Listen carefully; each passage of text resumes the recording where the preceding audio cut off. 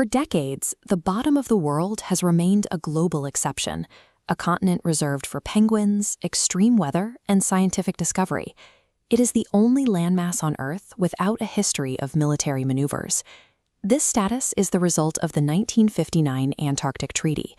Negotiated during the Eisenhower administration, 12 nations agreed to freeze all sovereign borders and territorial claims in place. The language of Article 1 and Article 4 is explicit.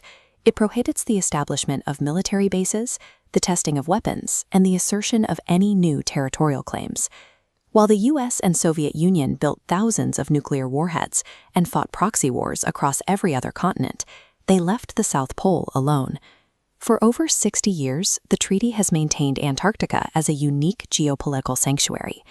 That isolation is ending. The coastline is now populated by over 80 outposts. China is highly active, opening Chinling Station near the Ross Sea. Russia is following suit, refurbishing Vostok Station and reopening its coastal base at Ruskia. This surge in activity contrasts sharply with recent American decisions to cut $60 million in funding for its own flagship operations and pull back on critical logistical support. These diverging paths are hollowing out the treaty's original intent, replacing the spirit of shared scientific discovery with a calculated scramble for strategic position. Because the treaty outlaws the creation of new borders, geopolitical power in Antarctica is dictated by physical footprint. In this environment, influence belongs to those who occupy the ground. Historically, the United States has anchored its influence through the Amundsen-Scott South Pole Station. Before the treaty, 7 nations claimed specific sectors of the continent. Because of the Earth's curvature, these triangular claims converge at a single point, the South Pole. By maintaining a station at this exact center, the U.S. footprint sits inside every claimed sector simultaneously.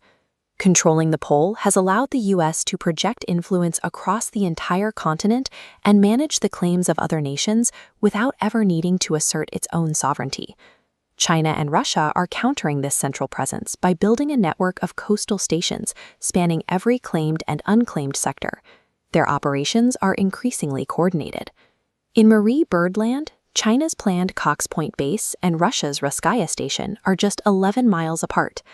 To bypass the treaty's ban on military activity, these nations utilize dual-use technology, hardware that fulfills a civilian research requirement while providing a hidden military advantage. The large satellite tracking arrays being installed at these bases are linked to the Beidou and GLONASS networks, the Chinese and Russian versions of GPS. These sensors provide the high-precision data needed for regional weather mapping, while simultaneously tracking ballistic missiles and aiding submarine navigation. This infrastructure provides a permanent presence that will be critical if the Antarctic mining ban comes under review in 2048, potentially opening up the continent's massive oil and mineral reserves. The authors of the 1959 treaty included a specific safeguard against secret militarization. Article 7 gives every member country the right to conduct unannounced inspections of any station, installation, or ship on the continent. These physical inspections are the only way to verify that scientific equipment isn't being used for military intelligence. However, the United States has not conducted an unannounced inspection of a rival facility since 2020. A legal right to inspect means very little without the logistical capacity or the political will to physically arrive at a remote gate. The U.S. currently risks losing its influence through neglect. Recent budget proposals threaten to cut $60 million from the operations that maintain the South Pole and McMurdo stations. While Washington cuts back, China is launching its 41st Antarctic expedition, utilizing 2 specialized ice-breaking research vessels to finish construction on its newest supporting infrastructure. Preventing the continent from being divided into militarized zones requires a sustained investment in polar logistics.